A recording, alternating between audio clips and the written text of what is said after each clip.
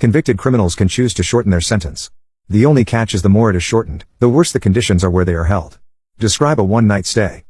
So, another smartass is asked for the express lane treatment, shortening a 25-year life sentence down to a single day. God damn it, I hate doing this to another person. I pause, and shake my head. No, person isn't the right term for a monster like this. I leaf through his record, wincing at the goriest of the details. The pages flip by, and some helpful soul inserted before and after pictures of the victims. Those poor children. I steel myself for the job at hand, now convinced that I'm doing the right thing. The last set of photos, the ones with the twin sisters and their beautiful smiles. I leave my office, headed to the maximum security wing where we've brought the monster in.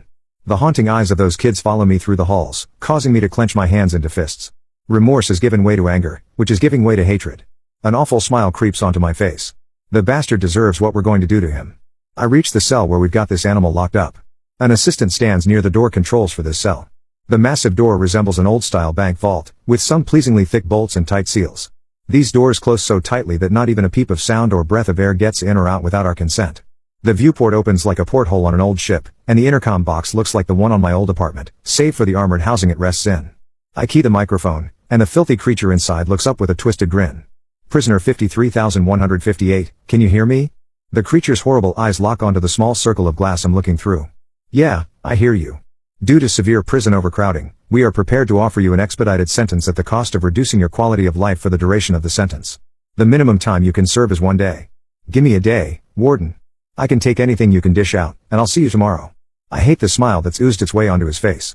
Smug piece of shit thinks he can take it, and be right back out there tomorrow. My fists unclench, and my voice calms. I am legally required to inform you that no prisoner has successfully made it through the 24-hour treatment with all their mental faculties intact. Do you still agree to the minimum sentence? He starts to laugh. If I was all there in the head, would I be in this cell? Bring it on, I'll be a free man tomorrow. Your consent has been acknowledged and recorded for our records. I turn to the assistant who's been standing by, waiting for my word. I carefully neglect to release the push-to-talk button on the intercom. Release the gas. From the corner of my eye, I can see a note of fear creep onto the prisoner's face. His cell is secure enough, if a bit Spartan. What he hadn't noticed was the gas nozzles hidden in the vent above. Some brilliant scientist had discovered the chemical a few years back. With a 48-syllable name, I'd never heard it pronounced by its full name, but it had a street name, Time Out. Something in its hideous chemical structure radically alters the brain's perception of time.